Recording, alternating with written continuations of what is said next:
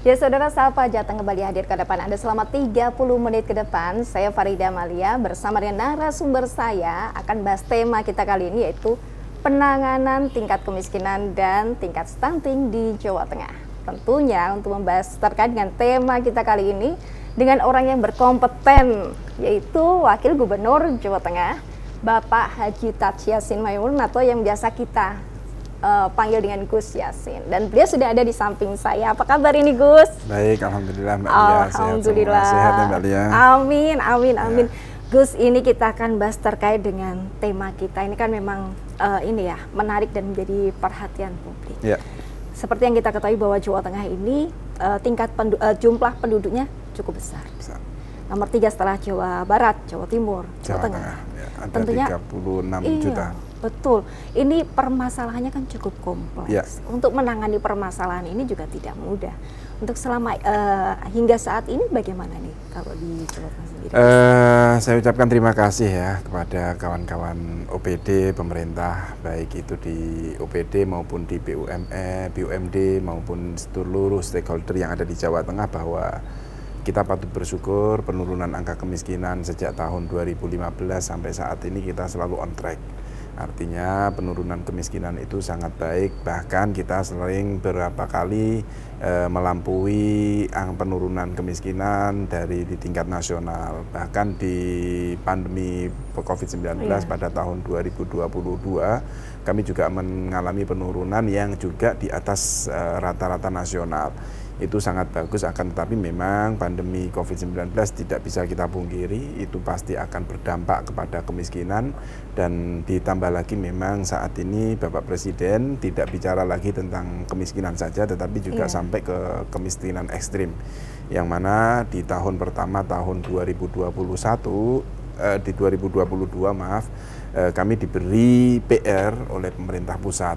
Waktu itu uji coba penurunan angka kemiskinan ekstrim di Jawa Tengah, yang mana di Jawa Tengah diberi mandat untuk penurunan angka kemiskinan ekstrim di 4 kabupaten waktu itu. Dan saat ini alhamdulillah diberi kepercayaan penurunan kemiskinan ekstrim di 19 kabupaten kota yang ada di Jawa Tengah. Artinya apa?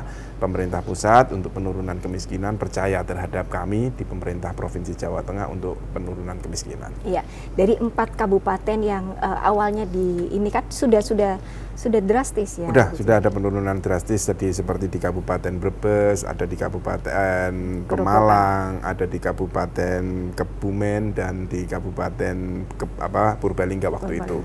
Itu 4 kabupaten itu yang kita keroyok, kita olah, difokuskan gitu di situ untuk penurunan angka kemiskinan ekstrim. Waktu itu kita ajak semua stakeholder, dan Presiden waktu itu memberikan amanat tidak mudah bagi seluruh provinsi, karena di tengah perjalanan APBN, bukan hanya di pandemi, tetapi juga pertengahan APBD. Artinya APBD sudah tidak mungkin kita bisa mengcover itu. Akan tetapi kami patut bersyukur bahwa hubungan kami dengan para investor, baik itu dalam negeri maupun luar negeri, itu sangat baik, sehingga kita PR tersebut kita arahkan untuk penurunan kemiskinan ekstrim mau mereka. Berarti ini disengkuyung bareng gitu, kita maju bareng. Oke, berarti untuk ada kebijakan khusus nggak untuk penanganan dari tingkat kemiskinan ini? Sejak tahun 2018 kami dilantik, kita langsung action. Pada tahun 2019 awal tahun kita langsung memberlakukan bahwa setiap OPD kami beri PR untuk penanganan kemiskinan. Kita petakan di 35 kabupaten kota yang ada di Jawa Tengah, kita petakan lagi mana ya yang kota yang masih merah. Artinya merah ya, penyisirannya ketat. Akhirnya ketemulah ada waktu itu 15 kabupaten kota di Jawa Tengah yang miskin, sehingga kita dorong di sana. Udah 15 kabupaten kota nih, OPD mana saja yang mau milih. Nanti tidak hanya milih di kabupatennya saja, tetapi juga milih lagi dari kabupaten, misal di Kabupaten Rembang. Di mana nih yang ada kemiskinannya, di kecamatan mana? Kemarin ketemulah ada di Kaliori, ada di beberapa kecamatan. Ya udah kita serang bareng-bareng. OPD ini bukan menangani secara sendiri. Biasanya kalau OPD itu kan bingung. seperti dinas misal UMKM ya, koperasi, itu kan mereka biasanya hanya fokus terhadap pemberdayaan masyarakat untuk menuju ekonomi mandiri lewat UMKM. Akan tetapi untuk di desa itu pembangunannya, kemiskinan kan nggak bisa hanya memberikan koperasi saja. Betul, Pak. Kemiskinan kan ada juga yang tidak mungkin bisa dikerjakan seperti lansia, berkebutuhan khusus, itu mau kita kerjakan bagaimana? Nggak punya kemampuan. Nah ini ada hal-hal yang seperti ini kita kroyok. Maka OPD ini harus mengcapture dulu daerah miskinnya bagaimana, yang dibutuhkan apa, ekonominya apa. Kita harus capture dulu. Nanti kalau sudah ketemu, baru kita koordinasikan dengan OPD-OPD yang lain. Ada yang dibutuhkan pertaniannya, kita dinas pertanian. Ada ketahanan pangan, ada perakim, perumahan, pembangunan rumah-rumah tidak layak huni. Misal kampungnya belum ODF atau masih buang kotoran, buang hajat besar, itu masih belum ada jambannya, kita koordinasikan dengan PU dan seterusnya. Nah ini yang akhirnya bisa menurunkan angka kemiskinan yang sangat signifikan. Oh, berarti dari global kemudian mulai diseleksi secara ini, kemudian disaring lagi, kemudian lebih detailnya lagi pada misalkan Kabupaten Rembang tadi ya Gus ya. Ini berarti yang dibutuhkan apa aja. Nanti koordinatornya misal satu koordinator OPD itu tidak punya program ini, dikoordinasikan dengan program lain. Artinya apa? Sinergi atas OPD itu jalan, dan itu kita namai dengan program satu OPD satu desa binaan. Dan alhamdulillah saat ini sudah dari 35 kabupaten sudah mengikuti program tersebut di Jawa Tengah. Berarti sudah berhasil nih ya Gus ya. Nah kita akan bahas lagi terkait dengan penanganan tingkat kemiskinan dan tingkat stunting di Jawa Tengah usai jeda pariwara berikut ini.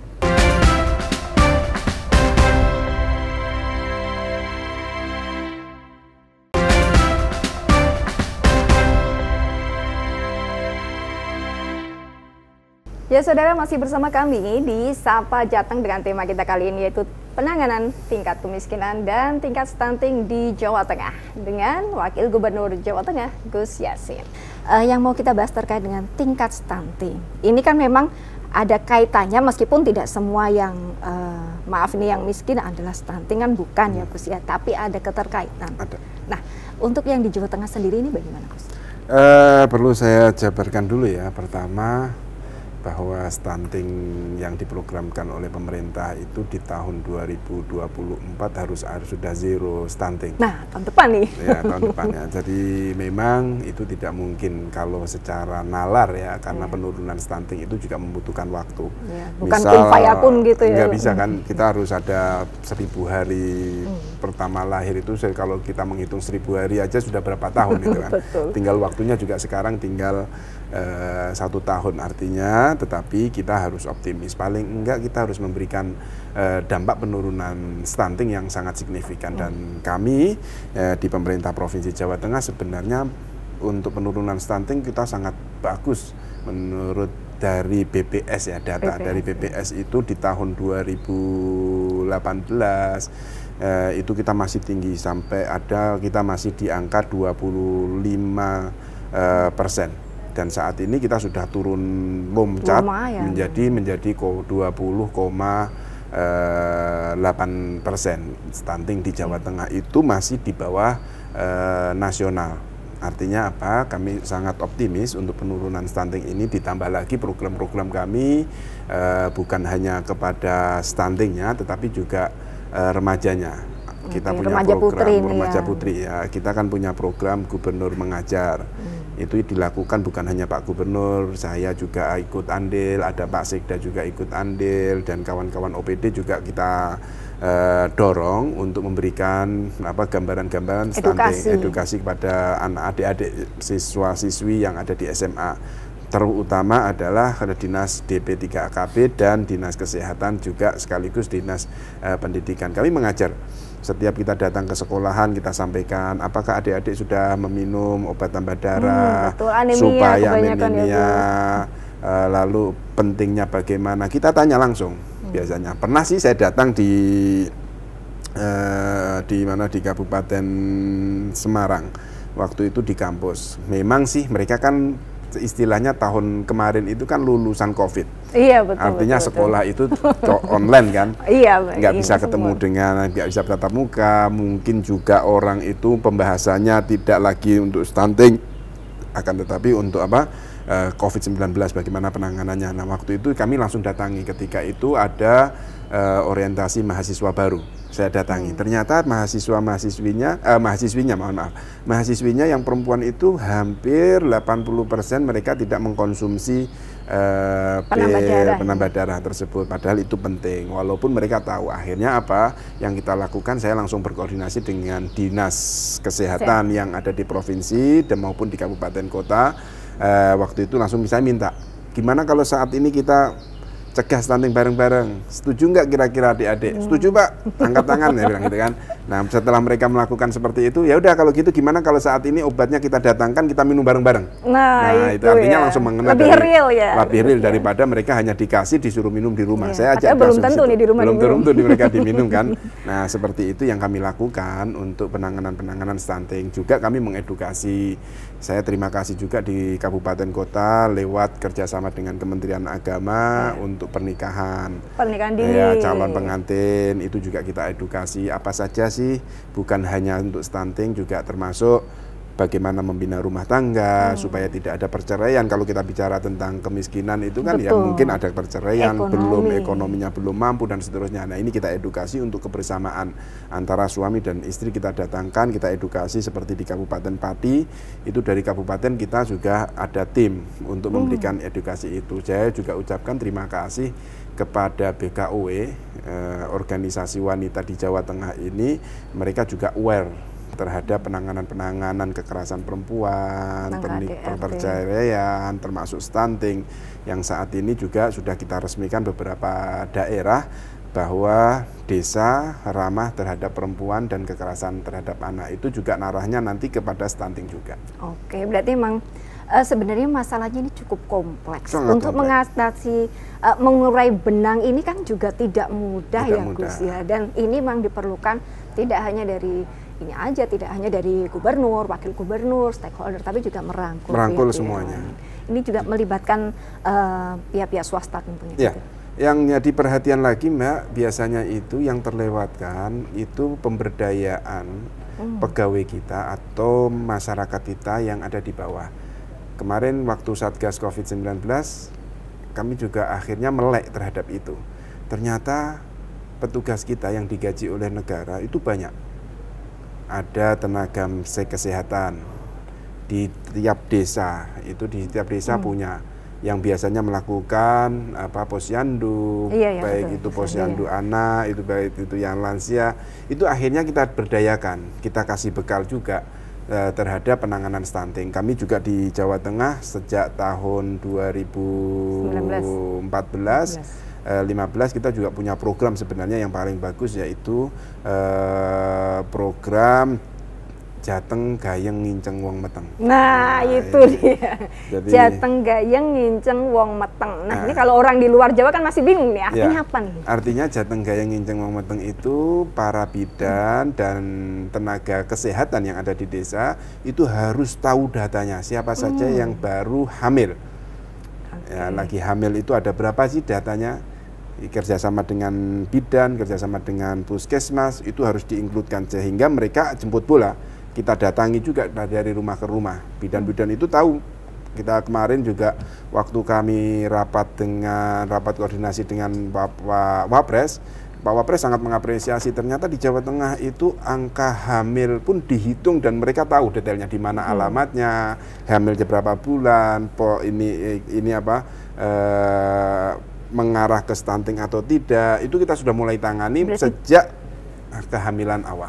Oke, terlebih ini karena ini ya Gus ya, untuk yang remaja-remaja putri, ini kan terutama yang kehamilan pertama. Biasanya kan mereka belum punya pengalaman untuk ini. Jadi memang benar-benar care banget.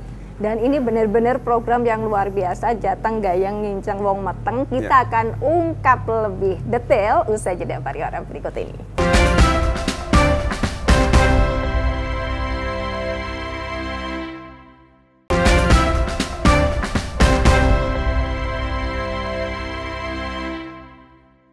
Ya, terima kasih saudara, Anda masih bersama kami di Sapa Jateng dengan tema spesial kita kali ini, yaitu penanganan tingkat kemiskinan dan tingkat stunting di Jawa Tengah bersama Wakil Gubernur Jawa Tengah, Gus Yassin. Gus, tadi kita sudah membahas terkait dengan Jateng Gayeng Nginceng Wong Meteng, dan ini alhamdulillah berhasil. Alhamdulillah berhasil. Dapat apresiasi dari Pak Wapres juga pusat, ya. Kemudian untuk yang ini kan berarti benar-benar kalau sekarang remaja putri ini mulai diedukasi. Jadi remaja-remaja yang produktif ini jangan sampai mereka anemia kan juga ini ya Gus ya, lumayan juga nanti konsentrasi berkurang, jadi bisa melahirkan anak-anak yang tidak diharapkan, misalkan stunting seperti itu.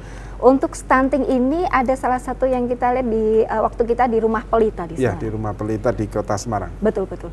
Untuk yang stunting di Semarang ini kan bisa menjadi seperti percontohan itu. Iya, benar.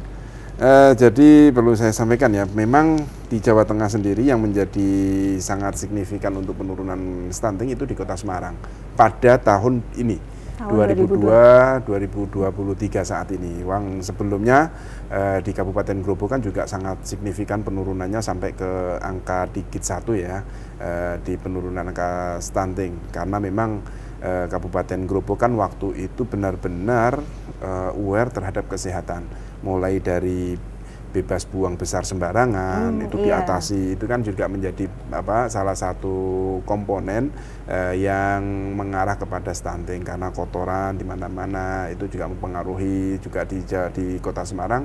Saya ucapkan terima kasih dengan Rumah Pelitanya bisa menurunkan angka stunting yang sangat signifikan. Nah, memang kami saat ini ingin mengcopy yang dari Kabupaten Grobogan, Kota Semarang, ini kita copy paste di kabupaten-kabupaten lain yang saat ini kita di kabupaten di tingkat stunting itu di Kabupaten Brebes yang masih sangat tinggi, sehingga kami mengarahkan ke sana banyak pelaku usaha, investor, baik itu di tingkat nasional maupun di mungkin kelas besar atau kelas kecil kita arahkan, baik itu plat merah maupun swasta kita arahkan untuk bersama-sama. Apa sih programnya kita tanyakan. Jadi kita tadi yang saya sampaikan, kita banyak programnya. Apa aja nih? Ada satu OPD, satu desa binaan itu juga pencegahan stunting, termasuk ada tadi Jateng Gayeng Nginceng Wong Meteng. Kita juga punya program Gubernur Mengajar. Kita ke sekolahan-sekolahan juga ada Jo Kawin Bocah dari DP3AKP. Artinya Jo Kawin Bocah. Jadi program-program ini supaya masyarakat, adik-adik, remaja kita itu tidak menikah dini. Nah, itu dia. Ini yang harus diedukasi nih, Gus. Ya, kita Jo edukasi. Kawin Bocah. Nah, itu dia kan tingkat, jadi untuk menekan pernikahan dini. Dengan segala risikonya. Ya, itu kita juga langsung melibatkan kepada Forum Anak. Kemarin saya didatang di Kabupaten Pati, Forum Anak juga kita datangkan. Kalau bisa Forum Anak ini jangan hanya beberapa sekolahan saja, tetapi semua sekolahan harus ada duta-duta dari kawan-kawan Forum Anak untuk mengkampanyekan Jo Kawin Bocah. Ada juga kami dari kasus COVID-19 kan kita terkenal di Jawa Tengah, Jogo Tonggo. Saat ini kita kembangkan lagi Jogo Konco. Ya, artinya kita mengingatkan juga dari adik-adik sendiri yang suruh mengingatkan kepada teman-temannya terkait stunting, terkait kemiskinan, terkait pernikahan dini, mereka kita berdayakan semuanya. Iya, kalau Jogo Tonggo ini kan tingkat kepedulian. Jadi saling ngelingke, kalau orang Jawa saling ngelingke. Makanya itu ada program eling-elingke. Nah, itu saling mengingatkan, saling membantu, saling sengkuyung bareng lah setidaknya gitu ya Gus ya. Jadi kalau tadi program stuntingnya ini yang menjadi atensi buat teman-teman semua nih, buat pemirsa sekalian Sobat Kompas TV, terutama yang ada di Jawa Tengah, ini ada program Ojo Kawin Bocah. Nah, ini untuk pernikahan dini harus dipikirkan matang-matang. Memang tidak dilarang ya Gus ya, tapi disarankan, dihimbau. Karena kita gini ya, jadi di tahun 2019 kan saat ini sudah dinaikkan. Yang dulu usia 17 kan, sekarang kan menjadi 19. Karena ternyata itu sudah ada penelitian sih dari dokter Objin ya, mereka meneliti bahwa kesiapan usia 19 itu melahirkannya bagaimana. Betul. Jadi sudah siap nggak ya mereka ini melahirkan? Ternyata ada satu penemuan kemarin waktu saya mengikuti seminar yang dilakukan oleh pemerintah pusat tentang bagaimana sih penanganan pernikahan dini itu. Salah satunya kemarin pemaparannya mudah banget. Bayangkan ya kalau anak remaja di usia 19 itu jalan untuk mengeluarkan anak itu belum sempurna. Sehingga kalau dipaksakan itu rawan kematian anak dan ibu, balita dan ibu. Artinya itu edukasi seperti itu yang dilakukan supaya apa? Oh, aware-nya masyarakat baik. Belum lagi kalau tingkat kemiskinan itu biasanya pendidikan. Kalau di usia 19 mau kerja jadi apa? Iya, betul. Sementara kita ngajar di tingkat SD saja yang paling rendah itu kan minimal udah S1. Kalau mereka itu 19. Baru lulus SMA lalu menikah, misal kalau disuruh kerja jadi apa dia? Ya, artinya kan belum apa? Belum siap juga. Artinya maka di sini edukasi seperti ini yang kita sarankan kepada masyarakat. Nah itu dia. Pokoknya lengkap lah kalau di Jawa Tengah ini program-programnya udah dijabarkan oleh Gus Yassin tadi ya. Jadi untuk kemarin Pak Jokowi kan sudah mencabut nih status pandemi menjadi endemi. Nah ini untuk di Jawa Tengah sendiri ini pastinya pelaku usaha sudah mulai bangkit. Roda perekonomian sudah semakin kencang. Ada kebijakan khusus nggak dari sini untuk setidaknya untuk ini menekan angka kemiskinan juga kan Gus? Jadi saya bersyukur di Jawa Tengah ini ada satu kawasan yang menjadi program strategis pemerintah pusat. Bagus. Ya ada di kawasan industri Batang. Batang. Yang sebelumnya ada Kendal juga sudah menjadi kawasan industri KIK itu kan sudah kita dorong, sudah berjalan. Saat ini dikembangkan lagi dengan adanya di Kabupaten Batang. Yang mana Kabupaten Batang ini lebih strategis lagi karena apa? Lahannya ini milik BUMN. Sebagian milik BUMN, sebagian milik perhutani. Artinya ini milik negara. Jadi kalau investor mau datang kita tawarkan bahwa nanti tanahnya untuk sekian tahun gratis dulu gitu kan. Kita kasih investasi silakan bikin. Nah, ini kan untuk apa? Pertama tentu penyerapan tenaga kerjanya. Banyak masyarakat bukan hanya di Jawa Tengah, bukan hanya di Kabupaten Batang saja tetapi sampai melebar ke 35 kabupaten. Kita tawarkan juga bahwa gaji di Jawa Tengah ini masih rendah dibandingkan dengan Jawa Barat maupun di Jawa Timur. Artinya para investor saat ini banyak lari ke Jawa Tengah. Ini kita ucapkan terima kasih kepada pemerintah pusat yang menargetkan pertumbuhan ekonomi di Jawa Tengah semakin bagus. Nah ini hal-hal seperti ini kemudahan fiskal juga kita berikan kepada para investor dan alhamdulillah saat ini pertumbuhan investasi untuk perusahaan besar kita tumbuh baik. Tetapi perlu kita ingat, tidak bisa dong kalau hanya tumbuh yang besar saja, harus disertai dengan kemandirian masyarakat. Maka kita kaji lagi sejak pandemi COVID-19, apa sih yang menjadi salah satu penopang kuatnya atau bertahannya ekonomi. Penurunan, pasti ada penurunan kan.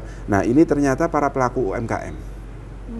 Jadi pelaku usaha kecil menengah ini yang saat itu bisa tumbuh karena mereka punya pasar tidak hanya di Jawa Tengah, bahkan ketika pandemi COVID-19 kita harus bersyukur mereka akhirnya melek mencari solusi bagaimana ya jualan mereka laku. Akhirnya banyak aplikasi-aplikasi yang online itu ya. Online. Mereka saat ini melek, kita dampingi dengan dinas koperasinya, kita dampingi dengan dinas perindak, kita dampingi, kita dorong. Nah saat ini karena saat ini sudah dicabut pandeminya, kami kembali di tahun ini nanti di bulan Juli ada Jateng Fair. Jateng Fair ini kita fokuskan kepada para pelaku UMKM yang didampingi oleh perusahaan-perusahaan besar. Jadi mereka nanti yang mendampingi mana saja yang bisa didorong, di-push untuk dipasarkan. Nah ini insya Allah nanti di bulan Juli kita akan melakukan Jateng Fair itu. Pas libur sekolah juga nih ya Gus ya. Oke, Gus sebenarnya banyak nih yang mau saya tanyakan terkait dengan Jawa Tengah ini kan kompleks sebenarnya Gus ya. Tapi karena durasi yang tidak memungkinkan, kita semoga berjumpa lagi dengan episode berikutnya Gus ya. Matur suwun atas waktunya Gus. Ya, saudara tidak terasa 30 menit sudah kita menemani Anda dalam program Sapa Jateng ini. Saya mewakili kerabat kerja yang bertugas mengucapkan terima kasih atas perhatian Anda. Kompas TV, independen, terpercaya.